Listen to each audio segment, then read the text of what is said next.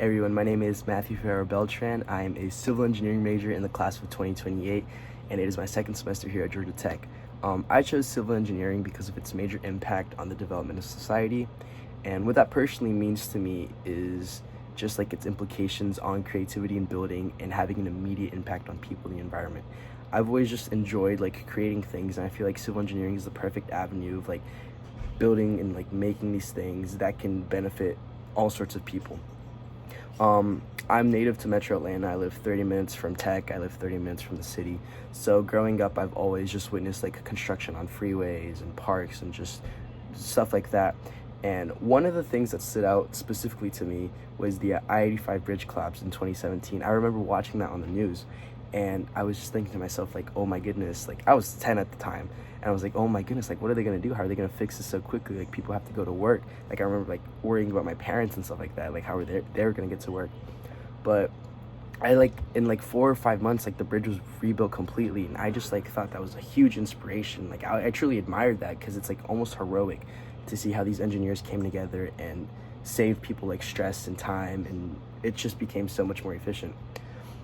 So getting into the lecture points, for Klaus' lecture, the first thing that stood out to me, he announced it early on in his presentation, was that during the Paleocene, thermal maximum, about 5 to 6 gigatons of carbon dioxide were being pumped into the atmosphere throughout multiple millennia.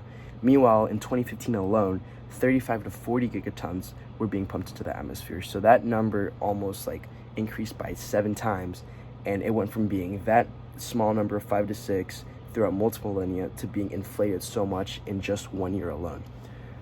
That's just a glaring issue, and was a great way to just start this presentation on climate change, because like what better example to give than like so much change throughout 2 different extinction periods. Another thing that stood out to me was his examples on adaptation and mitigation, and I'm going to give 1 point on each.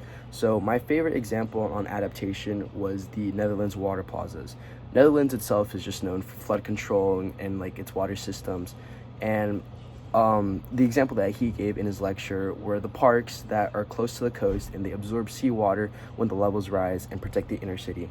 So I think that's really cool, because not only is it like really efficient to the safety of society, but it can also just be used as a regular everyday thing. It's not like a nuisance or like something ugly that people have to look at. People can go out and enjoy these parks, and whenever they're really needed, whenever there's like floods or high sea levels, these parks can help absorb and resolve the issue of flooding in the Netherlands.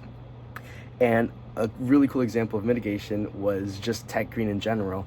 I didn't know this, and when he said in the lecture, I thought it was so cool how the Kolk has 347 solar panels on its roof, as well as a rooftop garden, and then how underground on Tech Green there is an underground 1.4 million gallon rainwater cistern. I was like watching the video, and I like turned to my room and I was like, did you know like Tech Green like had this? Like, did you know the Kolk had like solar panels? Like, I was just truly fascinated by it because I didn't know. And like, again, that just goes to show how like these things like serve so much purpose to like my everyday life as a student here, yet they serve a whole other purpose when it comes to the conservation of like the environment here at Georgia Tech.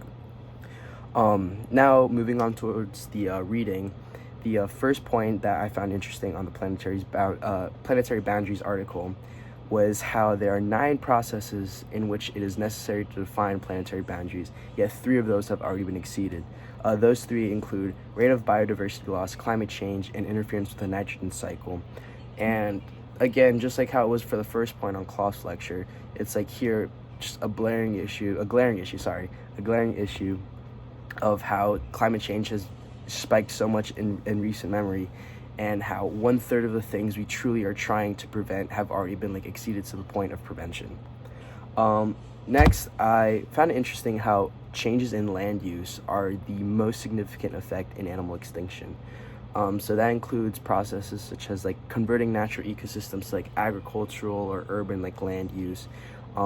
It includes things such as introduction of new species into an environment, and all these things are obviously very detrimental to native species and is the main cause of why we've seen so many mass extinctions in these past 100-200 years alone.